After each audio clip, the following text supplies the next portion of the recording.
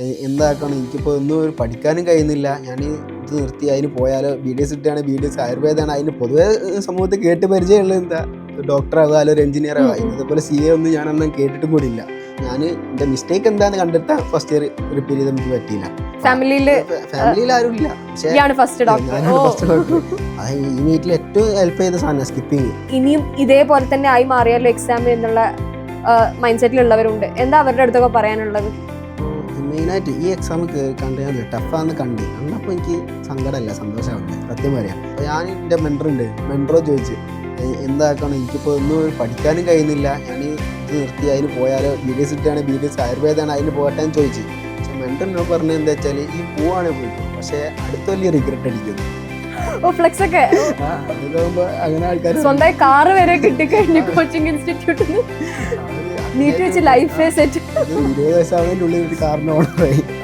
മനസ്സിലായിട്ടുണ്ടായിരുന്നു.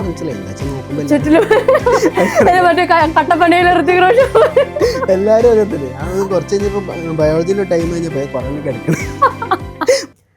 Hello everyone, welcome to another episode of NEET and Med Talks Unfiltered. This is Radhika Diju, medical student, Calicut Medical College. നമുക്കറിയാം ഇപ്പൊ കഴിഞ്ഞ NEET എത്രത്തോളം tough ആയിട്ടുള്ള ഒരു exam ആയിരുന്നു എന്നുള്ളത് അല്ലേ. അത്രത്തോളം ടഫ് ആയിട്ടും Kerala rank 6, all India rank 309 and A score of 626 വാങ്ങിയ ഒരാളാണ് ഇന്ന് എൻ്റെ കൂടെ ഉള്ളത്. എൻ്റെ ജൂനിയർ ആണ്, ഇപ്പൊ കാലിക്കറ്റ് മെഡിക്കൽ കോളേജിലെ ഫസ്റ്റ് ഇയർ MBBS സ്റ്റുഡന്റ് ആയ റിഷാദ് മുന്ന. ഹലോ റിഷാദ്. ഹലോ. ഓക്കെ, അപ്പം മുന്ന എന്നെ ഒന്ന് ഇൻട്രൊഡ്യൂസ് ചെയ്യും. ഹായ്, ഞാൻ റിഷാദ് മുന്ന. ഇപ്പം കാലിക്കറ്റ് മെഡിക്കൽ കോളേജിൽ ഫസ്റ്റ് ഇയർ MBBS പഠിക്കുകയാണ്. അപ്പോൾ എൻ്റെ വീട് എന്ന് പറഞ്ഞാൽ ഇവിടെ കോഴിക്കോട് തന്നെ കോണോട്ട് പറഞ്ഞ സ്ഥലത്താണ്. അപ്പോൾ എൻ്റെ വീട്ടിൽ ഉപ്പുണ്ട്. ഉമ്മൻ്റെ പേര് ജംഷീറ, ഉപ്പ അബ്ദുൽ കരീം, ഒരു അനിയനും അനിയത്തിയും ഉണ്ട്. അനിയന് മുഹമ്മദ് ജാഷിൽ, അനിയത്തി റിൻഷാ ജബിൻ. രണ്ടാളും ചെറിയ കുട്ടികളാണ്.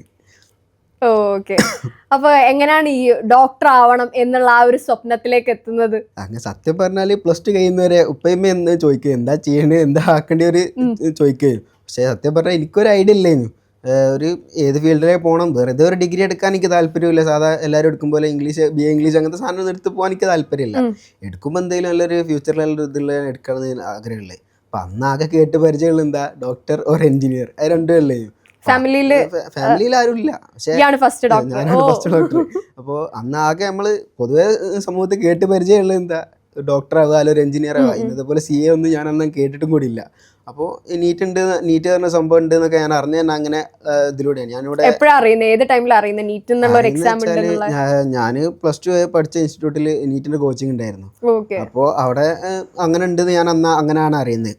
പിന്നെ ഞാനിവിടെ ചേവായൂർ CG പറഞ്ഞൊരു ഇൻസ്റ്റിറ്റ്യൂട്ട് ഉണ്ടല്ലോ, അവിടെ ഒന്ന് ടെസ്റ്റ് ഒക്കെ നടത്തിയാണ്. പക്ഷെ അന്ന് എനിക്ക് എന്താ ചെയ്യേണ്ട ഒരു ഐഡിയ കിട്ടിയില്ല. പക്ഷെ ഞാൻ പിന്നെ വിചാരിച്ച് എന്തായാലും എടുക്കുന്ന ഒരു പ്രൊഫഷണൽ കോഴ്സ് തന്നെ ആയിക്കോട്ടെ വിചാരിച്ച് ഞാൻ ഇതിലേക്ക് ഇത് റിപ്പീറ്റ് ചെയ്യാൻ വേണ്ടി തീരുമാനിച്ചത് തന്നെ. ഫസ്റ്റ് റിപ്പീറ്റ് ചെയ്യാൻ തീരുമാനിച്ചു. പക്ഷേ ഇറങ്ങിയപ്പോൾ കഴിഞ്ഞപ്പോഴാണ് സംഭവം എന്താണെന്ന് അറിഞ്ഞ് അതിനെപ്പറ്റി ഇഷ്ടപ്പെട്ട് പഠിക്കാൻ തുടങ്ങി. ഓക്കെ, അപ്പോൾ ഇങ്ങനെ നമ്മൾ +1 +2 കുറെ പേര് പ്രിപ്പറേഷൻ സ്റ്റാർട്ട് ചെയ്യും. പക്ഷെ മുന്നേന്റെ കേസിൽ അങ്ങനെ സ്റ്റാർട്ട് ചെയ്തിട്ടില്ലായിരുന്നു. അപ്പോൾ സ്കൂളിലായാലും ആ സ്കൂൾ ലെവൽ പഠിത്തം മാത്രമായിരുന്നു. ബയോളജി NCERT ആയാലും കെമിസ്ട്രിയും ഫിസിക്സും ഒക്കെ ആ സ്കൂൾ ലെവൽ പഠിത്തം കൊണ്ടുപോയി. പിന്നെ ഇതിന് ശേഷം ഓക്കെ ഒരു കൊല്ലം റിപ്പീറ്റ് ചെയ്യാം എന്നുള്ള ആ ഒരു ഡിസിഷൻ എടുക്കുന്നത് ഇത് +2 കഴിഞ്ഞതിന് ശേഷം ആ ഡിസിഷൻ എടുത്തു. എങ്ങനെയാണ് അപ്പോൾ കോച്ചിങ് ഇൻസ്റ്റിറ്റ്യൂട്ട് ചൂസ് ചെയ്യുന്നത്? അതേപോലെ തന്നെ ഓൺലൈൻ വേണോ ഓഫ്ലൈൻ വേണോ? കാരണം ഇതിപ്പോ പറഞ്ഞു തരാൻ ഫ്രണ്ടിൽ അങ്ങനെ ആരും ഇല്ലല്ലോ. അപ്പൊ നീ എങ്ങനെയാണ് ഇതൊക്കെ ആ ഒരു ഡിസിഷനിലേക്ക് എങ്ങനെ എത്തുന്നത്? എനിക്ക് ഓൺലൈൻ പഠിച്ചാൽ ശരിയാവില്ല എന്ന് എനിക്ക് തന്നെ അറിയാം. എന്താ ഓൺലൈൻ പഠിച്ചാലും വീട്ടിലിരുന്ന് പഠിച്ചാലും രണ്ടും ഡിസ്ട്രാക്ഷൻ വരും. സംഭവം എന്താക്കും അന്ന് അങ്ങനത്തെ ഒരു എൻ്റെ മൈൻഡിലുണ്ട്. എന്താ വെച്ചാൽ എനിക്ക് ഓൺലൈനിൽ അങ്ങനെ പഠിച്ച് ശീലമല്ല.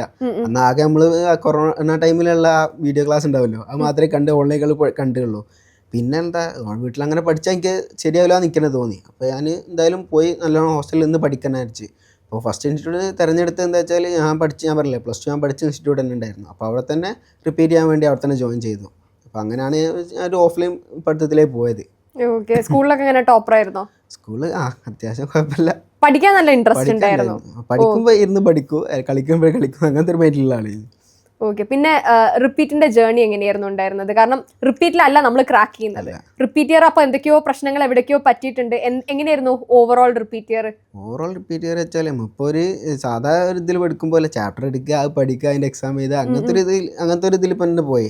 അപ്പോൾ ഒരു ഫസ്റ്റ് റിപ്പീറ്റ് ആകുമ്പോൾ നമ്മൾ എന്താക്കും, ഞാൻ റിപ്പീറ്റ് ചെയ്യുമ്പോൾ പഠിച്ചതെന്ന് വെച്ചാൽ ഒരു ചാപ്റ്റർ എടുത്താൽ അത് അന്ന് തന്നെ ഇരുന്ന് പഠിക്കും. ഇപ്പോൾ ബയോളജി ഏത് ചെറിയ ചാപ്റ്റർ ആയാലും വലിയ ചാപ്റ്റർ ആയാലും ഇരുന്ന് തന്നെ പഠിക്കും. ആ ഒരു ചാപ്റ്റർ ഫുള്ള് ഫോക്കസ് ചെയ്ത് ആ ഒരു ചാപ്റ്റർ പഠിക്കും. പിന്നെ അതിൻ്റെ വീക്കിലി എക്സാം വരുമ്പോൾ എക്സാം ചെയ്തു, അങ്ങനത്തെ ഒരു ഇത് വരും. പക്ഷേ എൻ്റെ മിസ്റ്റേക്ക് എന്താണെന്ന് കണ്ടെത്താൻ ഫസ്റ്റ് ഇയർ റിപ്പീറ്റ് ചെയ്ത് എനിക്ക് പറ്റിയില്ല. എവിടേക്കാണ് മിസ്റ്റേക്ക് വരുന്നത്, എന്തൊക്കെ എനിക്ക് എക്സാംസ് എഴുതുമ്പോൾ ഈ നെഗറ്റീവ് വരുന്നത് എങ്ങനെയാണ്, അങ്ങനത്തെ ഒരു ഇത് നോക്കാൻ വേണ്ടി ഞാൻ ശ്രമിച്ചില്ല. അപ്പോൾ അങ്ങനത്തെ ഒരു കുഴപ്പമാണ് എനിക്ക് വന്നത് ഫസ്റ്റിൽ.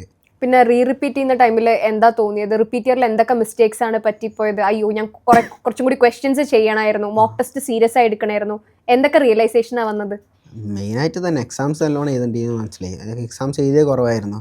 അപ്പോൾ ഞാൻ സെക്കൻഡ് ഡോപ്പയിലൊന്ന് റിപ്പീറ്റ് ചെയ്യാൻ നോക്കിയപ്പോൾ എക്സാംസിനാണ് അത് മനസ്സിലായി. എത്ര എക്സാം എഴുതുന്ന നമ്പർ ഓഫ് എക്സാം എഴുതുമ്പോൾ ക്വസ്റ്റ്യൻസ് കൂടും, നമ്മളെ പ്രാക്ടീസ് ടൈം കൂടില്ലേ. ഒരു ബേസിക്കലി ഞാൻ പഠിച്ചതെന്ന് വെച്ചാൽ ഒരു റിപ്പീറ്റർക്ക് പഠിക്കണമായിരിക്കും തോന്നെ ഏറ്റവും വേണ്ടി എക്സാം ചെയ്താൽ ക്വസ്റ്റ്യൻ പ്രാക്ടീസാണ്. അതിൽ ഏറ്റവും മെയിനായിട്ട് എക്സാം ചെയ്താൽ വേണ്ടി എന്താ വെച്ചാൽ ആ എക്സാം ടൈമിലെ മെൻറ്റാലിറ്റി നമുക്ക് ഉണ്ടാക്കിയെടുക്കണമല്ലോ. അപ്പോൾ ആ ഒരു ഇതിന് വേണ്ടിയിട്ട് ഏറ്റവും കൂടുതൽ നമ്മൾ ഏറ്റവും ഹെൽപ്ഫുള്ളായ എക്സാം ചെയ്തലാണ്. അപ്പോൾ ഞാൻ എക്സാംസ് എഴുതിയ കുറേ കഴിഞ്ഞു, അതിലൂടെ കുറേ ക്ലാരിഫിക്കേഷൻ വരാറുണ്ട്, കുറേ നെഗറ്റീവ് മാർക്ക് വരുന്നത് എവിടെയൊക്കെ തെറ്റ് വരുന്നത്, സില്ലി മിസ്റ്റേക്ക് എങ്ങനെ മാറ്റിയെടുക്കുക ഒക്കെ പഠിച്ചത് ഞാൻ സെക്കൻഡ് റിപ്പീറ്റ് ചെയ്യുമ്പോൾ. അപ്പോൾ ആ ഒരു അങ്ങനത്തെ റിയലൈസേഷൻ വന്ന് എനിക്ക് സെക്കൻഡ് റിപ്പീറ്റ് ചെയ്യുമ്പോൾ. ജസ്റ്റ് തിയറി മാത്രം പഠിച്ചിരുന്നിട്ട് കാര്യമില്ല, നമ്മൾ അത് ആപ്ലിക്കബിൾ ആക്കിയിട്ടും കൂടിയും മെയിനായിട്ട് ഇപ്പോൾ ആണല്ലേ എക്സാം എഴുതി നമ്മൾ ആ ഒരു മെൻറ്റാലിറ്റി എനിക്ക് മനസ്സിലായെന്ന് വെച്ചാൽ നമ്മളിപ്പോൾ ഒരു ഡെയിലി ഒരു 250 ക്വസ്റ്റ്യൻ ചെയ്താലും ആ ഒരു 3 മണിക്കൂർ നമ്മൾ എന്ത് വർക്ക് ചെയ്യുന്നതിനുള്ള ആ ഒരു ഇതാണല്ലോ, ആ ഒരു മെൻറ്റാലിറ്റി എങ്ങനെ വരുന്നത്. നമുക്കിപ്പോൾ ഒരു എക്സാം ടഫ് ആയാലും ഈസി ആയാലും അങ്ങനത്തെ നമ്മളെങ്ങനെ നമ്മളെ മെൻറ്റാലി പ്രിപ്പയർ ആവണം എന്നുള്ളതല്ലേ, ആ ഒരു മൈൻഡ് വരാനുള്ള നമ്മൾ ഏറ്റവും കൂടുതൽ എക്സാം എഴുതി സെറ്റ് ആക്കണം. അപ്പോൾ അതിന് വേണ്ടിയിട്ട് നമ്മൾ പ്രാക്ടീസ് ചെയ്യാനുള്ളതാണ് മെയിനായിട്ടുള്ളത്. ഓക്കെ, ഇതിൻ്റെ ഇടയിൽ ഇങ്ങനെ ഉഴപ്പുന്ന ഫേസോ ഡിസ്ട്രാക്ഷൻസിൽ പെട്ടുപോവേ അങ്ങനെ ഉണ്ടായിട്ടുണ്ടോ റിപ്പീറ്റ് ഇയറിലോ അല്ലെങ്കിൽ റിപ്പീറ്റ് ഇയറിലോ? ഞാൻ റിപ്പീറ്റ് ചെയ്യാറില്ലേ, ഫുൾ ഫോക്കസ് കൊടുത്തേയും പഠിച്ച്. പക്ഷേ ആ ഒരു മിസ്റ്റേക്ക് വരുന്നത് കൊണ്ട് കിട്ടിയില്ല. പക്ഷേ ഞാൻ സത്യം പറഞ്ഞാൽ റിപ്പീറ്റ് കഴിഞ്ഞ് റിപ്പീറ്റ് വേണമെന്നുണ്ടെങ്കിൽ ഒരു ഉറപ്പില്ലേ. റിപ്പീറ്റ് വേണമെന്നുള്ള ഉറപ്പിക്കുന്നത് എനിക്ക് അന്ന് പറഞ്ഞാൽ ആ നീറ്റ് പറഞ്ഞാൽ 2024 നീറ്റ് കുറച്ച് സിമ്പിൾ നീറ്റ് കഴിഞ്ഞു. എനിക്ക് 622 സ്കോർ ഉണ്ട്. പക്ഷേ അന്ന് 622 വെച്ച് BDS വരെ ഉറപ്പില്ലാത്തൊരു 655 കട്ട് ഓഫ് വന്നേ. അപ്പം BDS തന്നെ കിട്ടുന്നൊരു ഉറപ്പില്ല. അപ്പോൾ എന്തായാലും എനിക്ക് ഒന്നുകൂടി റിപ്പീറ്റ് ചെയ്യേണ്ട, കിട്ടുന്നതിന് പോട്ടെ എന്ന് ഞാൻ വിചാരിച്ചു തിരിഞ്ഞ്. പക്ഷേ വീട്ടിൽ നിന്ന് ഉപ്പയുമ്പോൾ നല്ല സപ്പോർട്ട് ചെയ്യുന്നു. എന്താ വെച്ചാൽ ഇപ്പം ഇങ്ങനെ പഠിച്ചിട്ട് ഇത്രയും മാർക്ക് കിട്ടില്ല, ഒന്നുകൂടി ചെയ്ത് നോക്കി നമുക്ക് എന്തായാലും കിട്ടുന്നുള്ളതിൽ ഓലെ കട്ട സപ്പോർട്ട് ചെയ്യും. അപ്പോൾ അതിൽ മൈൻഡിൽ ഞാൻ ഇറങ്ങി തന്നെ. ഇറങ്ങിയപ്പോഴും മൈൻഡിൽ ഞാൻ ആദ്യമൊക്കെ റിപ്പീറ്റ് ചെയ്യാൻ കയറി ഫസ്റ്റ് ഒരു മാസമൊക്കെ വെച്ചാൽ ഒരു 4 ക്വസ്റ്റ്യൻ എങ്ങനെയെങ്കിലും ശരിയായെങ്കിൽ എവിടെയെങ്കിലും ഒരു കോളേജ് കിട്ടില്ല വിചാരിച്ചിരിക്കും. അപ്പോൾ അങ്ങനെയാണ് ഞാൻ സത്യം പറഞ്ഞാൽ ഉപ്പയമ്മ ഓലൊരു ഓൽക്ക് ഉണ്ടാവുമല്ലോ, നമ്മളറിയില്ലെങ്കിലും ഓൽക്ക് നമ്മളറിയാമല്ലോ. ഓല് പറഞ്ഞിട്ടാണ് ഞാൻ സത്യം പറഞ്ഞാൽ റിപ്പീറ്റ് ചെയ്യാൻ എന്തായാലും ഇല്ല. അപ്പോൾ നല്ലൊരിതിലെത്തി. ഓക്കെ, ഇപ്പം കുറേ സ്റ്റുഡൻസിൻ്റെ ഒരു പ്രശ്നം പറഞ്ഞു കഴിഞ്ഞാൽ ചിലവർക്ക് റിപ്പീറ്റ് ചെയ്യണോ റിപ്പീറ്റ് ചെയ്യണോ എന്ന് തന്നെ മനസ്സിലാവാതെ നിൽക്കുന്നവരുണ്ടാവും, ജസ്റ്റ് മിസ്സായവരുണ്ടാവും, എസ്പെഷ്യലി സൂപ്പർ റിപ്പീറ്റേഴ്സ് ഒക്കെ ആകുമ്പം. അപ്പം ഇപ്പോൾ റിഷാദിൻ്റെ അടുത്ത് വന്ന് ചോദിക്കുകയാണ് ചെയ്യണോ ചേട്ടാ എന്ന് ചോദിച്ചു കഴിഞ്ഞാൽ നീ എന്ത് അഡ്വൈസാണ് കൊടുക്കുക? എന്നോട് ഞാൻ ഇത് പോയാണല്ലോ, എന്താ വെച്ചാൽ ഞാൻ റിപ്പീറ്റ് ചെയ്ത് ഫസ്റ്റ് റിപ്പീറ്റ് ഞാൻ കയറിയപ്പോഴും എനിക്കെന്താ ഒരു മാസം കൂടി അലോട്ട്മെന്റിന് കൊടുക്കാനുള്ള ടൈമുണ്ട്. അപ്പോഴും എനിക്ക് ഫുള്ള് മൈൻഡ് പോയി കിടക്കുക. പഠിച്ചു തുടങ്ങാനുള്ള ഒരു സ്റ്റാർട്ടിംഗ് ട്രബിളും മറ്റേ അയ്യോ ശരിയാക്കിണ്ടെങ്കിൽ രക്ഷപ്പെട്ടു പോയേനു. അതന്നെ, പഠിക്കാനും കഴിയൂല. ഇനി പോണോ, അതിനാണ് എൻ്റെ ഒപ്പരം പഠിക്കുന്ന വേറൊരുത്തന്നെ അതിൻ്റെ ഇടയ്ക്ക് ഓന് വേറെ എന്തിനോ ആയുർവേദ ഏതോ ഒന്നിന് കിട്ടിയപ്പോൾ അതിന് പോയി. അപ്പൊ അങ്ങനത്തെ ഒരു മെന്റൽ ഇതാ ഓല അതിന് പോയിട്ട് കോളേജ് ലൈഫിന്റെ story status second year third year ഒക്കെ പഠിക്കുമ്പോൾ അങ്ങനത്തെ ഒരു ഇതുണ്ടാകുമ്പോൾ ഞാൻ മെയിനായിട്ട് അപ്പോൾ ഫുള്ള് ഇതായിരുന്നു. അപ്പോൾ ഞാൻ എൻ്റെ മെൻറ്ററോ ചോദിച്ച് എന്താക്കണം, എനിക്കിപ്പോൾ ഒന്നും പഠിക്കാനും കഴിയുന്നില്ല, ഞാൻ ഇത് നിർത്തി അതിന് പോയാലോ, BDS കിട്ടുകയാണെങ്കിൽ BDS ആയുർവേദമാണ് അതിന് പോകട്ടെ എന്ന് ചോദിച്ചു.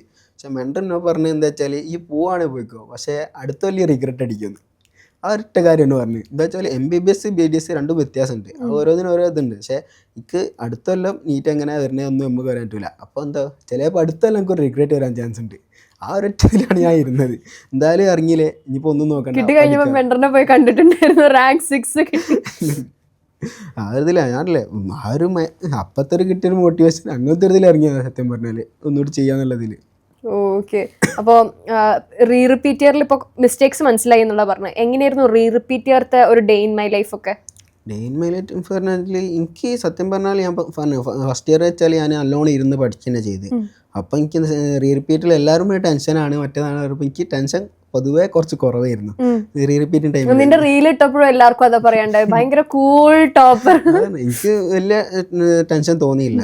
അപ്പോൾ കുറെ ആൾക്കാർ ഇപ്പോൾ ചോദിക്കുന്നത് എന്താ ഫസ്റ്റ് റിപ്പീറ്റ് കിട്ടുമെന്ന് ചോദിക്കുന്നുണ്ട്. അപ്പോൾ ആ ഒരു മൈൻഡിൽ ഉള്ളവർക്ക് എന്താ വെച്ചാൽ സുഖമായിട്ട് കിട്ടുന്നുള്ളുണ്ട്. അപ്പോൾ ഓരോ മിസ്റ്റേക്ക് പോലും മനസ്സിലാക്കി തീർത്താൽ മതി. അപ്പോൾ റിപ്പീറ്റിൽ എനിക്ക് എന്താ വെച്ചാൽ ഞാനിപ്പോൾ കറക്റ്റ് ഡോപ്പൻ്റെ ഇതിലായതുകൊണ്ട് അവിടെ കറക്റ്റ് ഷെഡ്യൂൾ ഉണ്ടാവുമല്ലോ, ആ ഷെഡ്യൂൾ വെച്ചാണ് പോയത്.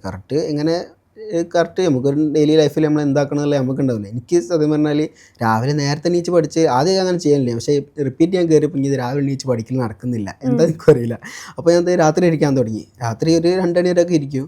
അപ്പോൾ രാത്രി 2 മണി വരെ ഇരിക്കും. രാവിലെ 8:30 ആകുമ്പോൾ ക്ലാസ് കയറുന്നതിൽ കറക്റ്റ് എല്ലാവരും പറയും പോലെ 6 മണിക്കൂർ ഉറക്കം, അത് മെയിൻ. അത് കുറയ്ക്കാൻ നോക്കും. അത് 6-6:30 ആക്കിയിട്ടാണെങ്കിലും കുഴപ്പമില്ല, ഞാൻ അങ്ങനെ നോക്കും. ഉറക്കം ഒഴിവാക്കിയില്ല പരിപാടിയില്ല. അപ്പോൾ അവർ ഉറങ്ങിയിട്ട് കറക്റ്റ് ഒരു 6 മണിക്കൂർ ഉറങ്ങും. എന്നിട്ട് രാവിലെ എണീച്ചിട്ട് രാത്രി 2 മണി വരെ ഇരിക്കും. അപ്പോൾ അതിൻ്റെ ഇടയ്ക്ക് എന്താ കുറച്ച് പഠിക്കാനുണ്ടാവും. പഠിക്കുന്ന ടൈമിൽ വീഡിയോ ക്ലാസ് ആണെങ്കിൽ വീഡിയോ ക്ലാസ് കാണും, പിന്നെ ടെക്സ്റ്റ് വായിക്കും. അത് കഴിഞ്ഞ് കുറച്ച് പ്രാക്ടീസിനും കൊടുക്കും. എല്ലാത്തിനും കറക്റ്റ് ടൈം കൊടുക്കും. കുറച്ച് കൊടുക്കുമ്പോൾ പഠിക്കാനും കൊടുക്കും, പ്രാക്ടീസിനുള്ള ടൈം അതും കൊടുക്കും. അങ്ങനെ കറക്റ്റ് പോയത്. എങ്ങനെയായിരുന്നു ഓരോ സബ്ജക്റ്റിന്റെ അപ്രോച്ച്? ഫിസിക്സ് എങ്ങനെയാണ് പഠിച്ചത്, കെമിസ്ട്രി എങ്ങനെയാണ് പഠിച്ചത്, ബയോളജി? അപ്പോൾ ഞാനറിയില്ലേ, ഫിസിക്സ് വെച്ചാൽ നമുക്ക് എല്ലാവരും മൈൻഡിൽ സെറ്റാക്കി വെച്ചാൽ എന്താ ഫിസിക്സ് ടഫാണ്. അപ്പോൾ എന്തായാലും ഫിസിക്സിന് മാക്സിമം ടൈം കൊടുക്കും. അതായത് കുറേ ടൈം ഫിസിക്സിന് ഇപ്പോൾ ഒരു 4 മണിക്കൂറുള്ള വെച്ചാൽ 2 മണിക്കൂർ ഫിസിക്സിന് കൊടുക്കുമ്പോൾ 1 മണിക്കൂർ കെമിസ്ട്രിയും കൊടുക്കും, 1 മണിക്കൂർ ബയോളജിയും കൊടുക്കുന്നതിൽ അങ്ങനെ ഒരു ഈക്വലായിട്ട് കൊണ്ടുപോകാൻ നോക്കി. പക്ഷേ മാക്സിമം നമ്മളെന്താ എല്ലാവരും പറഞ്ഞു വെച്ച് എന്താ ഫിസിക്സ് ടഫാണ്. അപ്പോൾ ഫിസിക്സിന് കുറച്ചുകൂടി ടൈം കൊടുക്കും മനസ്സിലാക്കി ക്വസ്റ്റ്യൻ ചെയ്യാൻ വേണ്ടിയിട്ട്. പക്ഷേ കെമിസ്ട്രിക്ക് അത്ര വേണ്ടി വരില്ല, പക്ഷേ ബയോളജിക്ക് അത്രയും വേണ്ടി വരില്ല. അപ്പോൾ അങ്ങനെ ഈക്വലായിട്ട് ഏകദേശം എല്ലാത്തിനും ഒരേ ഇമ്പോർട്ടൻസ് കൊടുത്ത് പഠിക്കാൻ നോക്കിയിട്ടുണ്ട് മാക്സിമം. ഓക്കെ.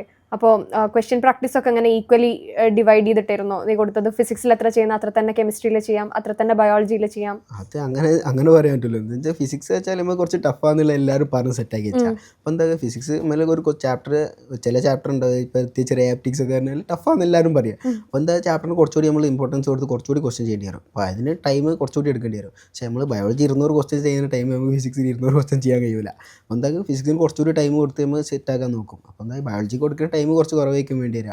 അപ്പം അങ്ങനെ എല്ലാത്തിനും ഒരു ഇമ്പോർട്ടൻസ് കൊടുത്തിട്ട് ഈക്വൽ ക്വസ്റ്റ്യൻ ചെയ്യണമെന്നല്ല, പക്ഷെ നമ്മൾ ക്വസ്റ്റ്യൻ ചെയ്യുന്ന അപ്രോച്ച് എല്ലാം വ്യത്യാസം ഉണ്ടാവില്ല. അപ്പം അതിനനുസരിച്ചുള്ളത് നോക്കണ്ടേ. പിന്നെ നമ്മുടെ ഒരു പേഴ്സണൽ ഡിഫിക്കൽട്ടി ലെവലും കൂടി വെച്ചിട്ട് ഞാനല്ല, ചിലവർക്ക് എന്താ ഫിസിക്സ് ഭയങ്കര എളുപ്പമായിരിക്കും, ചിലവർക്ക് ബയോളജി ആയിരിക്കും എളുപ്പം. അപ്പം ഫിസിക്സ് എളുപ്പമുള്ളവർക്ക് ഏറ്റവും നല്ലത് അങ്ങനത്തെ തരത്തിലുണ്ടാവും. ഓക്കെ. ഈ പഠിച്ചതൊക്കെ എങ്ങനെയാണ് റിവൈസ് ചെയ്തെടുത്തത്? അതാണ് ഏറ്റവും ബുദ്ധിമുട്ടുള്ളൊരു കാര്യം. എനിക്കൊന്ന് മേ ബി നീ റിപ്പീറ്റ് ഇയറിൽ മനസ്സിലാക്കിയിട്ടുള്ള ഒരു ലെസണും എങ്ങനെ റിവൈസ് ചെയ്യണം എന്നുള്ളതും മനസ്സിലാക്കിയിട്ടുണ്ടാവുമല്ലോ. അപ്പോൾ എന്തൊക്കെ റിയലൈസേഷനാണ് വന്നത്? എങ്ങനെ ശരിക്കും കറക്റ്റായിട്ട് റിവൈസ് ചെയ്ത് പോകണ്ടേ? റിവൈസ് വെച്ചാൽ മെയിനായിട്ട് ഷോർട്ട് നോട്ട്, ഇക്വേഷൻ ബുക്ക് ഒക്കെ ഉണ്ടാവില്ലേ, അത് ഞാൻ ഇടയ്ക്കിടയ്ക്ക് റിവൈസ് ചെയ്യാൻ നോക്കും. ഫോർമുല ബുക്ക് ഒക്കെ എല്ലാ സബ്ജക്റ്റിലും ഉണ്ടായിരുന്നു? എല്ലാ സബ്ജക്റ്റിനും ഫിസിക്സ് പ്രത്യേകിച്ച് ഇക്വേഷൻ നോട്ട് ഉണ്ടാവും. കെമിസ്ട്രിക്കാണെങ്കിൽ ഞാനൊരു 3 പാർട്ടാക്കി, ഓർഗാനിക്, ഇൻഓർഗാനിക്, പിന്നെ ഇത് കുറച്ച് പ്രോബ്ലംസ് ഉള്ള സാധനം ഇക്വേഷൻ ബുക്ക് പോലെ, അങ്ങനത്തെ 3 പാർട്ടാക്കി. അങ്ങനത്തെ ഒക്കെ ആകുമ്പോൾ ഇടയ്ക്കിടയ്ക്ക് റിവൈസ് ചെയ്യാൻ എളുപ്പമാകുമല്ലോ. അപ്പോൾ അതിന് വേണ്ടിയിട്ട് അങ്ങനെ നോക്കും. പിന്നെ ബയോളജി ആകുമ്പോൾ ഇടയ്ക്ക് ഏതെങ്കിലും ഒരു ചാപ്റ്റർ, ചിലപ്പോൾ ഈ ഫിസിക്സ് ക്വസ്റ്റ്യനൊക്കെ ചെയ്യുമ്പോൾ ബയോളജിത്തെ ഒരു സാധനം മൈൻഡിൽ വരിക, അപ്പം നോക്കൂ. എന്താ വെച്ചാൽ ആ സാധനം അപ്പം എന്താ ഡൗട്ട് വന്നാൽ പിന്നെ അത് മൈൻഡിൽ കിടന്ന് കളിക്കും, എന്നാലും അപ്പം നോക്കൂ. അപ്പോൾ എന്താ റിവൈസ് ചെയ്യാൻ വേണ്ടിയിട്ട് ഞാൻ ഈ ഷോർട്ട് നോട്ട് മെയിനായിട്ട് യൂസ് ചെയ്യും. ഇപ്പോൾ ഇടയ്ക്ക് എല്ലാ ദിവസവും നോക്കിയില്ലെങ്കിൽ ആഴ്ചയിൽ ഒരു ദിവസമെങ്കിലും ഇടയ്ക്ക് ഈ ഷോർട്ട് നോട്ടൊക്കെ ഒന്ന് വായിക്കും. ഒരു 5 മിനിറ്റ് കൊണ്ടെല്ലാം വായിച്ച് തീരുന്നതിൽ അങ്ങനത്തെ എഴുതുള്ളൂ. അപ്പോൾ അങ്ങനെ ആകുമ്പോൾ റിവൈസ് ചെയ്യാൻ എളുപ്പമായിരുന്നു. പിന്നെ ഈ റിവിഷൻ സീരീസ് കയറി നമ്മൾ മാക്സിമം റിവൈസ് ചെയ്ത് പോകില്ല ചെയ്യുക. അപ്പോൾ അതിനുള്ള ടൈമും കൊടുക്കും മാക്സിമം. ഇപ്പോൾ നിങ്ങളുടെ നീറ്റിൻ്റെ കേസ് പറയുകയാണെങ്കിൽ പൊതുവേ നമ്മൾ 720-ൽ 720 എത്ര പേർക്കുണ്ട് എന്ന് നോക്കുന്നതിന് പകരം നിങ്ങളുടെ കേസിൽ പറയുകയാണെങ്കിൽ 600 എത്ര പേര് കടന്നു എന്നുള്ളൊരു നമ്പറാണ് എടുക്കേണ്ടി വന്നത്. അപ്പോൾ അത്രയും ടഫായിരിക്കുന്ന സിറ്റുവേഷനിൽ ഇനിയിപ്പോൾ അടുത്ത നീറ്റിന് പ്രിപ്പയർ ചെയ്യാൻ പോകുന്ന സ്റ്റുഡൻസിന് വരുന്നൊരു ക്വസ്റ്റ്യനാണ്, ഇനിയിപ്പോൾ ബയോളജി ഒക്കെ പുറത്തേക്ക് നമ്മൾ നോക്കേണ്ടി വരുമോ, പുറത്തുനിന്ന് പഠിക്കേണ്ടി വരുമോ? നിനക്ക് എന്താ അവരുടെ പറയാനുള്ളത്? നീ പുറത്തുനിന്ന് പഠിച്ചിട്ടുണ്ടോ extra out of NCERT? Out of NCERT ഞാൻ അധികം നോക്കിയില്ല. എന്ന് വെച്ചാൽ നമ്മളിപ്പോൾ ഒരു ഗൈഡ് എടുത്ത് നോക്കുമ്പോൾ അതിൽ ഓരോ ക്വസ്റ്റ്യൻ കാണും, ഔട്ടിൽ നിന്ന് വരും. ചില അത്യാവശ്യം നമ്മൾ റിലേറ്റ് ചെയ്യാൻ പറ്റുന്നതാണെങ്കിൽ നോക്കുന്നല്ലാണ്ട് 1-2 വട്ടം ചിലപ്പോൾ അങ്ങനത്തെ ഒരു ക്വസ്റ്റ്യൻ സാർമാരുടെ ക്വസ്റ്റ്യൻ കണ്ടു പോകാന്നല്ലാണ്ട് വല്ലാണ്ട് ഞാൻ ഔട്ട് ഓഫ് NCERT നോക്കിയില്ല. ഇക്കാലത്തെ നീറ്റ് വെച്ചാൽ എന്താ NCERTൻ്റെ ഉള്ളിൽ തന്നെ ഉണ്ട് എന്തൊക്കെ ചോദിക്കാൻ, പിന്നെ ഔട്ട് ഓഫ് NCERT അതൊക്കെ വെച്ച് നോക്കിയാൽ മതി. ഇപ്പോൾ പറയുകയാണെങ്കിൽ റിഡക്ഷനിസ്റ്റ് ബയോളജി പറഞ്ഞ സാധനം എല്ലാവരും പറഞ്ഞു ഇൻട്രോ എന്ന ക്വസ്റ്റ്യന്. പിന്നെ എന്നുള്ളത് ഹ്യൂമൻ ഹെൽത്ത് ആൻഡ് ഡിസീസ് എന്നൊരു മറ്റേ ആൻറ്റിബോഡീൻ്റെ ഗ്രാഫ് ഉണ്ട്. NCERTയിൽ ഒരു മെൻഷൻ പോലും ചെയ്യാത്ത ഒരു അതിലൊരു N ടെർമിനൽ C ടെർമിനൽ അങ്ങനത്തെ ഒരു സാധനം ഉണ്ട്. അത് വെച്ചൊരു ക്വസ്റ്റ്യൻ വന്നില്ല. അങ്ങനത്തെ ഓരോ ക്വസ്റ്റ്യൻ NCERTൻ്റെ ഉള്ളിൽ നിന്ന് വരുമ്പോൾ പുറത്തുകൂടി പഠിക്കാനുള്ളതില്ല. അപ്പോൾ എന്താ NCERTൻ്റെ ഉള്ളിൽ തന്നെ നല്ല വൃത്തിക്ക് പഠിക്കാൻ നോക്കുക. അങ്ങനത്തെ ഒരു ഇതിലാണ് ഞാൻ മെയിനായിട്ട് പോയത്. ഓക്കെ. അപ്പം NCERT തന്നെ സ്റ്റിക്ക് ചെയ്യാൻ നോക്കുക. ഈ പഠിച്ച കാര്യങ്ങൾ എങ്ങനെയാണ് റിവൈസ് ചെയ്യേണ്ടത്? പഠിച്ചാൽ റിവൈസ് ചെയ്യാൻ ഞാൻ മാക്സിമം നോക്കിയത് ഈ ഷോർട്ട് നോട്ട് വഴി അങ്ങനെയൊക്കെ യൂസ് ചെയ്യാൻ നോക്കി. ഷോർട്ട് നോട്ട് ഇക്വേഷൻ ബുക്കൊക്കെ ഉണ്ടാക്കും. ഫിസിക്സിനാകുമ്പോൾ മെയിനായിട്ട് ഇക്വേഷൻ ബുക്ക് ഉണ്ടാക്കും. കെമിസ്ട്രിക്ക് ആണെങ്കിൽ ഞാൻ 3 പാർട്ടാക്കി, ഓർഗാനിക്, ഇൻഓർഗാനിക്, പിന്നെ ഒരു പ്രോബ്ലംസ് ഉള്ള ഇക്വേഷൻ ബുക്ക് പോലെ അങ്ങനത്തെ 3 ചെറിയ ഷോർട്ട് നോട്ട്. നമ്മൾ ചെറിയ നോട്ട് പാഡ് ഉണ്ടാവില്ലേ, അതിൽ ചെറിയ നോട്ടാക്കി ചെയ്തു. അതായത് നമുക്ക് ഒരു സാധനം പെട്ടെന്ന് റിവൈസ് ചെയ്യാൻ പറ്റുന്നതിൽ ഒരു 5 മിനിറ്റ് കൊണ്ടൊക്കെ പെട്ടെന്ന് മാക്സിമം റിവൈസ് ചെയ്യാൻ പറ്റുന്നതിൽ അങ്ങനെ ആക്കിയെടുക്കും. അത് ഡെയിലി റിവൈസ് ചെയ്യൂല, പക്ഷേ ആഴ്ചയിൽ ഒരു ദിവസമെങ്കിലും നമ്മൾ ഇടയ്ക്ക് നോക്കും. റിവിഷൻ എക്സാം വരുമ്പോഴോ അല്ലെങ്കിൽ എക്സാംസ് ഒക്കെ വരുമ്പോൾ നമ്മൾ മാക്സിമം അത് റിവൈസ് ചെയ്യാൻ നോക്കും. ആ ഒരു സാധനം നമ്മൾ മാക്സിമം ചെയ്യുമ്പോൾ എന്താ സാധനം മൈൻഡിൽ ഉണ്ടാവും. എല്ലാവരും പറയുന്നത് എന്താ, അന്ന് പഠിച്ചത് ജൂണിൽ പഠിച്ച സാധനം ഇന്ന് ഓർമ്മയില്ല എന്ന് പറയുന്നത്. അപ്പോൾ ഈ സാധനം നമ്മൾ ഇടയ്ക്ക് റിവൈസ് ചെയ്യുമ്പോൾ ഇക്വേഷനെങ്കിലും കത്തുമ്പോൾ എന്താവും മൈൻഡിൽ നിന്ന് ഇടയ്ക്ക് സാധനം വന്നോളും. അപ്പോൾ അങ്ങനത്തെ ഒരു ഞാൻ മാക്സിമം അങ്ങനെ റിവൈസ് ചെയ്യാനാണ് നോക്കിയത്. സപ്പോസ് നമുക്ക് ഇപ്പോൾ ഒരു സ്റ്റുഡൻ്റ് ഉണ്ട് പറയാം, ആ കുട്ടിക്ക് ഇപ്പോൾ ഒരു 400 അല്ലെങ്കിൽ ഒരു 500 റേഞ്ചിലൊക്കെയാണ് വരുന്നത്. എങ്ങനെയാണ് ഇനി ഉള്ള മാസങ്ങൾ വെച്ചിട്ട് 600ലേക്ക് ആ ഒരു സ്കോർ എത്തിക്കാൻ പറ്റുക? അപ്പോൾ മെയിനായിട്ട് അവർക്ക് ഉണ്ടാകുന്ന പ്രശ്നം എനിക്ക് തോന്നുന്നത് ഒന്നെങ്കിൽ റിവിഷൻ കുറഞ്ഞതായിരിക്കും, അല്ലെങ്കിൽ ചില ചാപ്റ്റർ ചില സംഭവമൊക്കെ കോൺസെപ്റ്റ് മനസ്സിലായിട്ട്, പിന്നെ ചിലവരുണ്ടാവും കുറച്ച് ചാപ്റ്റർ പെൻഡിങ് ആയിപ്പോയി, അത് കവർ ചെയ്യാൻ വേണ്ടിയിട്ട് ഇപ്പോൾ അതിൻ്റെ മുകളിൽ ഇരിക്കുന്ന പോലെ ഉണ്ടാവും. അങ്ങനത്തെ സംഭവമൊക്കെ ഉണ്ടാവും. അപ്പോൾ എന്താ നമ്മൾ ആ ചാപ്റ്റർ പെൻഡിങ് ആയ ചാപ്റ്റർ കവർ ചെയ്യാൻ നോക്കിയാൽ എന്താ ഇപ്പോൾ ഉള്ള ചാപ്റ്റർ പെൻഡിങ് ആയി പോകും. ആ ഒരു ഇഷ്യൂ വരും. അപ്പോൾ എന്താ പെൻഡിങ് ഉള്ള ചാപ്റ്റർ ഒന്നെങ്കിൽ കുറച്ച് റിവിഷൻ ടൈമിൽ കുറച്ച് അതിൻ്റെ റിവിഷൻ ടൈമിലേക്ക് മാറ്റി വെക്കുക, അല്ലെങ്കിൽ ഇപ്പോഴുള്ള ചാപ്റ്റർ തീർത്തിട്ട് അതിന് ബാക്കി ഉണ്ടെങ്കിൽ നോക്കുക. അങ്ങനത്തെ ഒരു സാധനം നോക്കുക. ഇനിയിപ്പോൾ റിവിഷനാണ് കുറഞ്ഞു വെച്ചാൽ ഞാൻ പറഞ്ഞാൽ മാക്സിമം ഈ ഇക്വേഷൻ നോട്ട് ചെറിയ നോട്ട് പാഡൊക്കെ ഉണ്ടാക്കി വെച്ചിട്ട് അത് റിവൈസ് ചെയ്യാൻ നോക്കുക. റിവിഷൻ ടൈമിലേക്ക് മാക്സിമം യൂസ് അത് ഞങ്ങളില്ല, റിവിഷൻ ടൈമിൽ ഏറ്റവും യൂട്ടിലൈസ് ചെയ്യാൻ പോകുന്നത് നമ്മൾ ഫുള്ള് ഉണ്ടാക്കി വെച്ച നോട്ടല്ല, ഈ ഷോർട്ട് നോട്ടാണ് മെയിനായിട്ട് ഉണ്ടാവുക. എന്ന് വെച്ചാൽ റിവിഷൻ ടൈമിൽ നമ്മൾ മാക്സിമം എന്താ എക്സാം ചെയ്താനാണ് നോക്കുന്നത്. അപ്പോൾ എന്താ മാക്സിമം റിവൈസ് ചെയ്യാൻ ഏറ്റവും നല്ല ഈ ഷോർട്ട് നോട്ടാണ്. ആ ഒരു സാധനം നോക്കുക. ഇനി കോൺസെപ്റ്റാണ് മനസ്സിലാവാത്ത വെച്ചാൽ എന്താ കോൺസെപ്റ്റ് ഒന്ന് നല്ലോണം നോക്കുക. ഇനി അറിയാത്താണെങ്കിൽ സാർമാരോടോ ആരോ വെച്ചാൽ ചോദിച്ച് മനസ്സിലാക്കാൻ നോക്കുക. അങ്ങനെയൊക്കെ ആക്കി സെറ്റായി കൊണ്ടുവരാം. ഈ കമ്പാരിസന്റെ ഇഷ്യൂ ഉണ്ടായിട്ടുണ്ടോ നിനക്ക് എപ്പോഴെങ്കിലും? മാർക്ക് കിട്ടുമ്പോൾ എനിക്ക് അത്രയും അങ്ങോട്ടൊക്കെ വരുന്നില്ല മാർക്ക്, എൻ്റെ കൂടെ ഉള്ളവർക്ക് അതിനെക്കാട്ടി മാർക്ക് ഉണ്ട് എന്നുള്ളൊരു അവസ്ഥ എപ്പോഴെങ്കിലും ഉണ്ടായിട്ടുണ്ടോ? അത് ഇടയ്ക്ക് ആദ്യമൊക്കെ ഉണ്ടായിരുന്നു. പക്ഷേ എന്താ പിന്നെ ഞാൻ മനസ്സിലാക്കി കമ്പയർ ചെയ്തിട്ട് കാര്യമില്ല.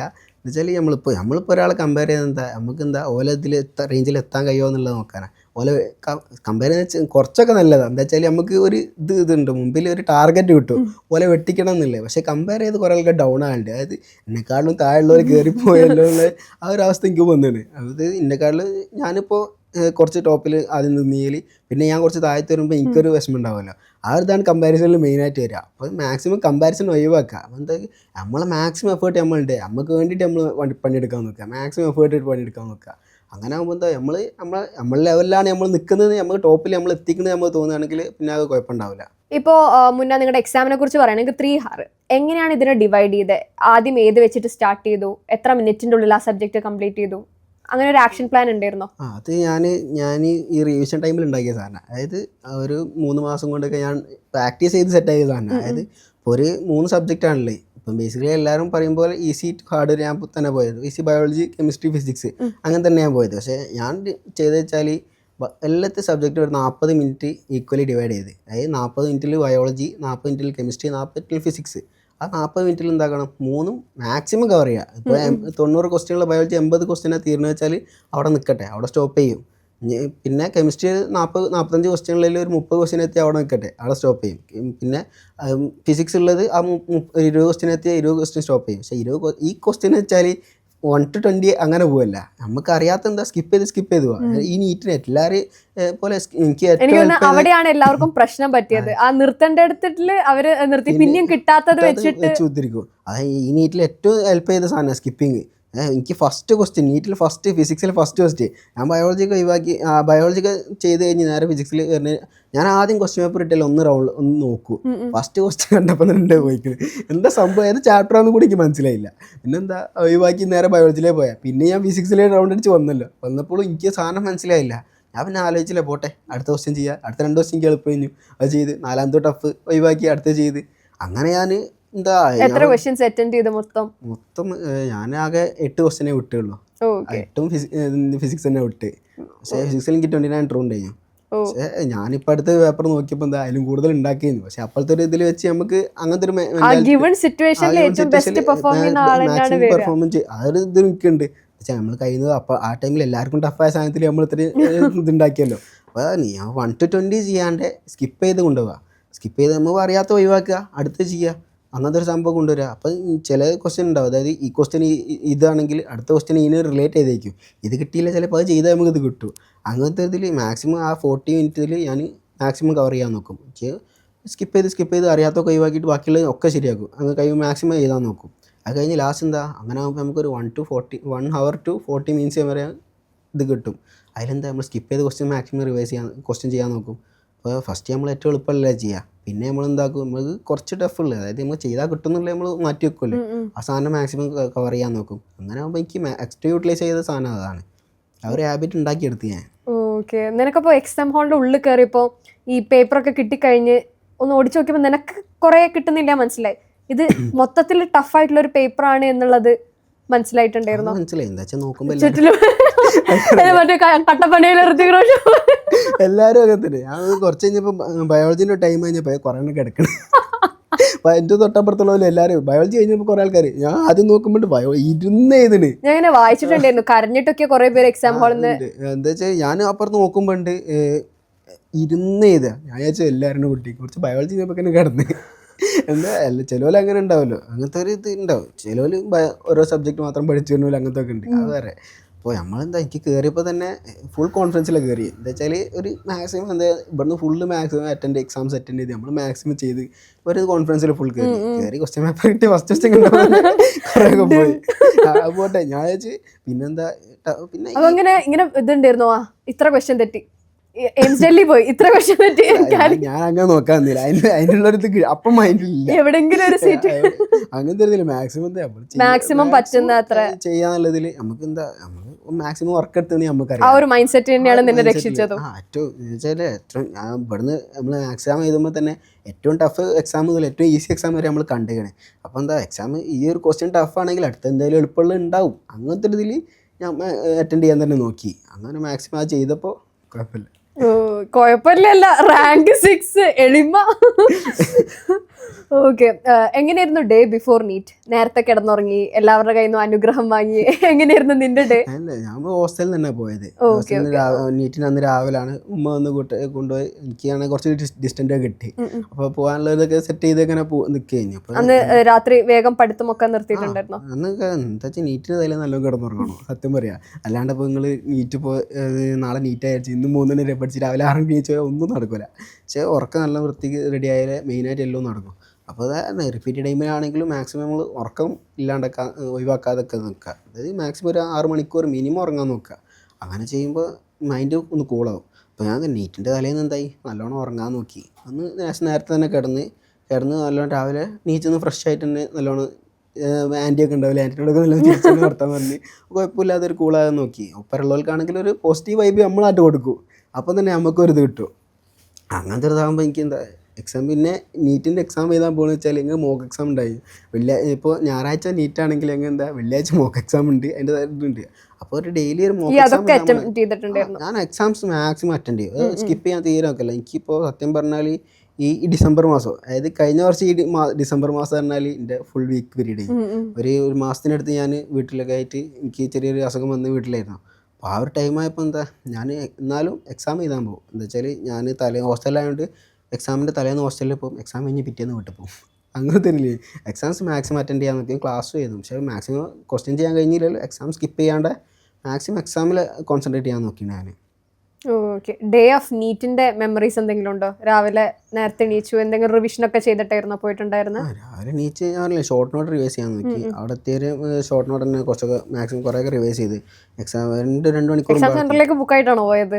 അല്ല, ഷോർട്ട് നോട്ട് ബുക്കായിട്ടില്ല, ടെക്സ്റ്റും അങ്ങനത്തെ സാധനം ഒന്നും എടുക്കില്ല, ജസ്റ്റ് ഫോർമുല ബുക്ക് ഒന്ന് മറിച്ച് നോക്കാൻ റിവൈസ് ചെയ്യാൻ പറ്റിയ ചെറിയ ഷോർട്ട് നോട്ട് ഉണ്ടാക്കി വെച്ചല്ലോ, അതുകൊണ്ട് പോയി. അവിടെ എക്സാം ഉച്ചക്കായതുകൊണ്ട് ഫുഡ് കഴിക്കേണ്ടി അങ്ങനത്തെ ഉണ്ടാവില്ല. അപ്പോൾ ഫുഡ് വീട്ടിൽ നിന്ന് കൊണ്ടുവന്നേ.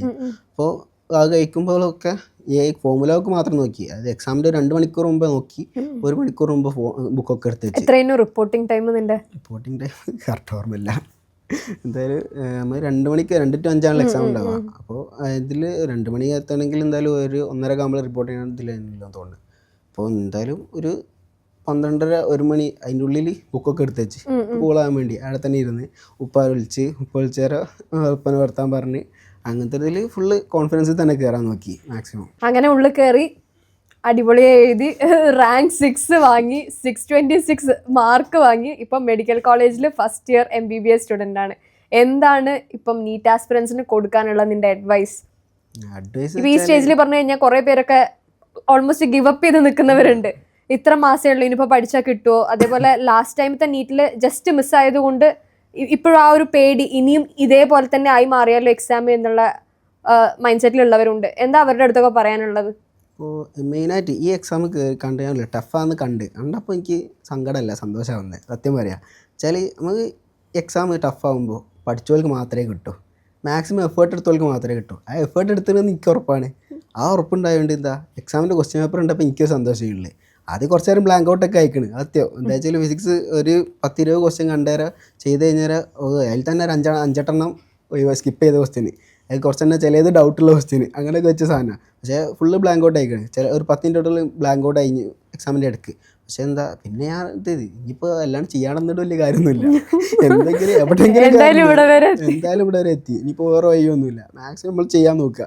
അപ്പോൾ എന്താ മൈൻഡ് കൂളാക്കാൻ 2 ബ്രീത്തൊക്കെ എടുത്ത് ഒന്ന് കൂളായി. അപ്പോൾ മാക്സിമം എക്സാമിന് വേണ്ടി നോക്കാൻ നോക്കി. അപ്പം ഞാൻ പറയില്ലേ, എക്സാം ടഫായാൽ അതിനുള്ള ഹാപ്പിനെസ് നമുക്ക് കൊണ്ടുവരണം. അതിനെന്താ നമ്മൾ മാക്സിമം വർക്ക് എടുക്കണം. അതായത് എക്സാം കഴിഞ്ഞിട്ട് എനിക്ക് ആ ഒരു സാധനം കൂടി നോക്കിയെങ്കിൽ, ഇതുകൂടി ഈ ഭാഗം കൂടി നല്ലോണം ക്വസ്റ്റ്യൻ ചെയ്തെങ്കിൽ എന്നൊരു റിഗ്രറ്റ് വരാണ്ട് നോക്കാൻ നോക്കുക. പിന്നെ കുറേ ആൾക്കാർക്ക് ഇപ്പം എന്ന് പറഞ്ഞാൽ ഈ ഒരു സ്റ്റാർട്ട് ചെയ്ത മുതൽ ജൂണൊക്കെ ആകുമ്പോൾ കുറേ ആൾക്കാർ സ്റ്റാർട്ട് ചെയ്തിട്ടുണ്ടാവുക. ഈ ഒരു ടൈം എത്തുമ്പോൾ എന്താ ചോദിക്ക് കുറേ ടോപ്പിക് ഉണ്ടാവും. ആ ടോപ്പിക്ക് വരുമ്പോൾ കുറേ ആൾക്കാർ അന്ന് 400 വാങ്ങിയവർക്ക് ഇന്നും 400 നിൽക്കുന്നുണ്ടാവും. പക്ഷെ അന്ന് 400 വാങ്ങിയവർക്ക് ഒരു ചാപ്റ്ററിന് 400 ആണെങ്കിൽ ഇന്ന് 10-30-40 ചാപ്റ്ററിന് 400 ഉണ്ടാവുക. അതുപോലെ ഏറ്റവും ഇമ്പ്രൂവ്മെൻ്റ് ആണല്ലേ. അങ്ങനെ ഒരു സാധനം വരുമ്പോൾ എന്താ ഓൾക്ക് ഏറ്റവും 400 ആണെങ്കിലും എന്താ ഓലെ ഇമ്പ്രൂവ് ചെയ്തിരിക്കണേ. അപ്പം ഇനിയിപ്പോൾ എന്താവും, ഇപ്പം കുറേ ചാപ്റ്റർ ഉള്ളതുകൊണ്ടാണ് വരുന്നത്. ഇനിയിപ്പോൾ പിന്നെയും നമ്മൾക്ക് കുറച്ച് റിവേഷൻ എല്ലാം കൂടി വരുമ്പോൾ എല്ലാം കൂടി സെറ്റാവും. ഇപ്പോൾ 400 ഉള്ളവർ 600 സുഖമായിട്ട് എത്തും. അപ്പം നമ്മളെന്താ ഫുള്ള് കോൺസെൻട്രേറ്റ് ചെയ്ത് അതിൽ തന്നെ നിൽക്കുക. ഇത് എനിക്കിപ്പോൾ കഴിയുന്നില്ല വെച്ച് ഒരു വേറെ ആയിട്ട് പോയാൽ ഓൾക്ക് പോയി, അത്രേ ഉള്ളൂ. നമ്മളിപ്പോൾ എന്താ മാക്സിമം അതിൽ തന്നെ കോൺസെൻട്രേറ്റ് ചെയ്ത് നിൽക്കാൻ നോക്കുക. അങ്ങനെ ചെയ്താൽ മതി, റെഡിയാവും. ഇനി നിന്റെ MBBS ഫേസിലേക്ക് നമുക്ക് വരാം. MBBS ഫേസ് തുടങ്ങിയിട്ടുള്ളൂ, അപ്പോൾ അധികം ക്വസ്റ്റ്യൻസ് വെച്ച് ഞാൻ ബുദ്ധിമുട്ടിക്കുന്നില്ല. എന്തുകൊണ്ട് CMC ചൂസ് ചെയ്തത്? നിന്റെ ഓൾ ഇന്ത്യ റാങ്ക് 309 ഉണ്ടായിരുന്നു. എന്തുകൊണ്ട് സ്റ്റിൽ CMC തന്നെ ചൂസ് ചെയ്യാൻ കാരണം? CMC സത്യം പറഞ്ഞാൽ എനിക്ക് എയിംസ് ഡൽഹി കിട്ടിയില്ല, അതൊരു കാര്യം. പിന്നെ ബാക്കിയുള്ള എയിംസ് അങ്ങനത്തെ സാധനം എനിക്ക് വലിയ താല്പര്യമില്ല. സത്യം പറഞ്ഞാൽ ഞാൻ ജനിച്ചത് CMC-യിലാണ്. CMC-യിലാണ്. അത് ഞാൻ എൻ്റെ അനിയത്തിയൊക്കെ ജനിച്ചത് CMC-യിലാണ്. അപ്പോൾ അങ്ങനത്തെ ഒരു ഇത് വരുമ്പോൾ ഒരു അറ്റാച്ച്മെന്റ് ആദ്യം ഉണ്ട്. പിന്നെ എല്ലാവരും ഞാൻ പറയില്ലേ ഒപ്പരം ഒരു ഗ്യാങ് അവിടെ ഉണ്ട്, ഫ്രണ്ട്സും എല്ലാവരും കൂടി ഉണ്ട്. അപ്പോൾ എന്താ കോളേജ് വൈബ് എല്ലാം കൂടി സെറ്റാക്കാൻ പഠിത്തം എല്ലാം കൂടി ഒപ്പരം പഠിച്ചാൽ എന്തായാലും ഉഴപ്പ് വല്ലാണ്ട് പഠിക്കണം വിചാരിച്ചാൽ പഠിക്കുന്നുള്ളൂ അല്ലേ, ആ ഒരു മൈൻഡ് ഇതുണ്ട്. അപ്പോൾ എന്താ പഠിക്കാനും സുഖമാണ്, പിന്നെ എന്തെങ്കിലും കളിക്കാനും എല്ലാത്തിനും സുഖമാണ്. അപ്പോൾ എന്താ അങ്ങനത്തെ ഒരു ഇതുണ്ടാകുമ്പോൾ ഫ്രണ്ട്ഷിപ്പും എല്ലാം കൂടി കോളേജ് ലൈഫും സെറ്റാക്കാം. മറ്റേ പുറത്തേടെ പോകുകയാണെങ്കിൽ ചിലപ്പോൾ ഞാൻ ഒറ്റക്കായി പോകും. അതിൽ ഇപ്പം കേരളത്തിൽ നോക്കുമ്പോൾ 600-ന് മേലെ ആൾക്കാർ കുറവായതുകൊണ്ട് എന്താ പുറത്ത് പോയാൽ എനിക്ക് കോളേജിൽ ചിലപ്പം മലയാളീസ് കുറവായിരിക്കും. അപ്പം ഡൽഹിയിലാകെ ഒറ്റ മലയാളിയായിട്ടാണ് കയറിയെന്ന് പറഞ്ഞിട്ട്. അപ്പം അങ്ങനത്തെ ഒരു അവസ്ഥ തന്നെയെന്നല്ലേ ഇപ്പോൾ ഇവിടെ ആകുമ്പോൾ എല്ലാവരും ഒപ്പരം നിൽക്കുക, അങ്ങനത്തെ ഒരു മൈൻഡിലാണ് ഇവിടെ കയറിയത്. ഓക്കെ. ഇവിടുത്തെ സോഷ്യൽ ലൈഫൊക്കെ എങ്ങനെയുണ്ട്? ഇപ്പൊ 3 മാസത്തിനിടയിൽ അത്യാവശ്യം പരിപാടികൾ, ഫെസ്റ്റ് എല്ലാം അനുഭവിക്കാൻ പറ്റിയ ഒരു ബാച്ച് ഇന്റർസോൺ വന്ന്. അതായത് കേരളത്തിലെ എല്ലാ മെഡിക്കൽ കോളേജുകളിലും ഇന്റർസോൺ വന്ന, പിന്നെ യൂണിയൻ ആഗ്രേഷൻ അങ്ങനത്തെ ഓരോന്നായിട്ട് അങ്ങനത്തെ ഒക്കെ വന്ന്. ഇപ്പം മെയിനായിട്ട് തന്നെ സെക്യൂരിറ്റി പീരീഡ് എന്ന സാധനങ്ങൾ അത് തീർന്നു കിട്ടുമ്പോഴേ മെയിനായിട്ട് ഇതാക്കാൻ പറ്റും. അതുകൊണ്ട് അങ്ങനെ വല്ലാണ്ട് ഫെസ്റ്റ് ഇല്ല.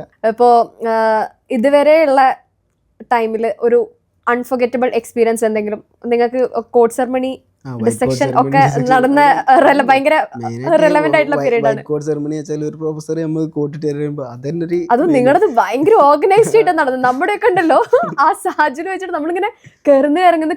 പക്ഷെ നിങ്ങൾക്ക് ഒരു ഫോട്ടോ ഒക്കെ കിട്ടുന്ന രീതിയിൽ നല്ല രീതിക്ക് ഓർഗനൈസ്ഡ് ആയിട്ട് നടത്തി. ഒരു ഹാളിൽ വെച്ചിട്ട് പ്രിൻസിപ്പൾ അങ്ങനത്തെ എല്ലാവരും വന്നിട്ട് ഓരോരുത്തർക്ക് ഓരോ പ്രൊഫസേഴ്സൊക്കെ കോട്ടിട്ടിരുന്നു. അപ്പോൾ തന്നെ ഒരു എന്നെ എല്ലാവരും നോക്കുമ്പോൾ ഫുള്ള് എല്ലാവരും വൈറ്റ് കോട്ടിട്ടിരിക്കണ്. ആ ഒരു ഇത് കാണുമ്പോൾ തന്നെ ഒരു മൈൻഡ്. പിന്നെ ഡിസെക്ഷനാണ് കയറുമ്പോൾ വേറെ, അതൊക്കെ ഫുൾ എക്സ്പീരിയൻസ് അല്ലേ. പേടിയുണ്ടായിരുന്നോ? ഇല്ല, പേടിയില്ല. പേടി അങ്ങനത്തെ കുഴപ്പമൊന്നുമില്ല. പക്ഷെ എന്താ അറിയില്ല, നമ്മളെ ബാച്ചിൽ അങ്ങനെ ആരും തല ഇറങ്ങി വിടില്ല. അങ്ങനത്തെ ഒരു കുഴപ്പം നല്ല ഇതുവരെ ഉള്ളതിൽ നല്ല എക്സ്പീരിയൻസ് ചെയ്യുന്നുണ്ട്. ഇതുവരെ ഇപ്പം നീ ഇപ്പോൾ ഫാമിലി ഫംഗ്ഷൻസിനൊക്കെ പോകുമ്പോൾ കോഴിക്കോട് മെഡിക്കൽ കോളേജിലാണോ എന്നുള്ള കേട്ട് തുടങ്ങിയിട്ടുണ്ട്. അപ്പോൾ എന്താ വർത്ത് ഇറ്റ് ഫീലിംഗ് തുടങ്ങി? ഇതുവരെ കഷ്ടപ്പെട്ടതിനുള്ളത് കിട്ടി എന്നുള്ള രീതിയിൽ? നാട്ടിൽ അറിയാത്തവരൊക്കെ വന്നിട്ട് ചോദിക്കുന്നത് നാട്ടിലെ ഫ്ലക്സ് വെച്ചല്ലോ. ഓ ഫ്ലെക്സ് ഒക്കെ അതൊക്കെ ആകുമ്പോ അങ്ങനെ ആൾക്കാർ സ്വന്തമായി കാറ് വരെ കിട്ടിക്കഴിഞ്ഞു കോച്ചിങ് ഇൻസ്റ്റിറ്റ്യൂട്ടിന്ന് നീറ്റ് വെച്ച് ലൈഫ് സെറ്റ്. ഇത് 20 വയസ്സാവണതിൻ്റെ ഉള്ളിൽ ഒരു കാറിന് ഓണറായി അതുണ്ട്. പിന്നെ ഇപ്പൊ ഉമ്മ എന്തിനാ മഞ്ഞാന്ന് പറഞ്ഞിട്ടുണ്ട്. അതായത് വേറെ എവിടെ പോകുമ്പോ മോമന്തിയിൽ കഴിഞ്ഞു അങ്ങനെയൊക്കെ ചോദിക്കും. ഉമ്മക്ക് തന്നെ വലിയ സന്തോഷം പറഞ്ഞിട്ടുണ്ട്. ഉപ്പൊക്കെ അവിടെ നിന്നാണെങ്കിലും പാരന്റ്സ് ഭയങ്കര പ്രൗഡാണ്. പാരന്റ്സ് ഭയങ്കര ഓലേറ്റവും ഐപ്പ് കയറ്റാൻ പറ്റി, നാട്ടിൽ തന്നെ ഏറ്റവും ഐപ്പ് കയറ്റാൻ പറ്റി. അങ്ങനത്തെ അടുത്ത് വരുമ്പോൾ ഏറ്റവും നല്ല പ്രൗഡായിട്ടുള്ള സന്തോഷത്തിലാണ് ഇപ്പോൾ ഉള്ളത്. അപ്പോൾ നീ ഇപ്പോൾ സപ്പോസ് മെഡിസിൻ എടുത്തില്ല എങ്കിൽ എന്തായിരിക്കും നീ ചെയ്യുന്നുണ്ടാവുക? അങ്ങനെ ഒരു സംഭവം എനിക്കില്ല സത്യം പറഞ്ഞില്ല. പ്ലാൻ ഇല്ലായിരുന്നു. എനിക്ക് പൈലറ്റ് ആവുക അങ്ങനത്തെ ഒരു മൈൻഡിലാണ്. അതിനൊരു +2 കഴിഞ്ഞൊരു ആൺകുട്ടിക്ക് മെയിനായിട്ടുള്ളത് അന്ന് മിലിറ്ററി പൈലറ്റ് അവരത് അന്നത്തെ സിനിമയും മറ്റോ കണ്ട് ഐപ്പായി കയറിക്കുന്ന സാധനം അതൊക്കെ ഉള്ളത്. അങ്ങനത്തെ ഒരു ഇതുണ്ട്. പൈലറ്റ് ആവണമെങ്കിൽ കുറച്ച് എക്സ്പെൻസീവ് അങ്ങനത്തെ സാധനങ്ങളൊക്കെ ഉണ്ട്. പിന്നെ അല്ലാണ്ട് സ്കോളർഷിപ്പ് ചെയ്തെടുക്കാനും കുറച്ച് റിസ്ക്കാണ്. പിന്നെ എനിക്ക് അത്ര ഇതില്ലായിരുന്നു. പിന്നെ എന്താ ചെയ്യേണ്ടതെന്നുള്ള ഒരു ഇതില്ലായിരുന്നു. അപ്പോൾ പിന്നെ ഞാനല്ലേ ഇതിലേക്ക് ഇറങ്ങിയത് അങ്ങനത്തെ ഒരു ഇതിലായിട്ടാണ് ഇറങ്ങിയത്. അപ്പോൾ എന്താ പ്ലാൻ ബി സത്യം പറഞ്ഞാൽ. സോ ഇനി നമുക്ക് റാപ്പിഡ് ഫയറിലേക്ക് പോവാം. So favourite subject during NEET? Chemistry. Least favourite? അത് ഫിസിക്സ്. വേർസ്റ്റ് മോക്ക് സ്കോർ ഓർമ്മണ്ടോ? വേസ്റ്റ് ഒരു സ്റ്റാർട്ടിങ്ങിലുള്ള ടൈം, അതായത് 300 to 400 റേഞ്ചിനുള്ളിലായിരുന്നു കിട്ടിയത്. ഓക്കെ.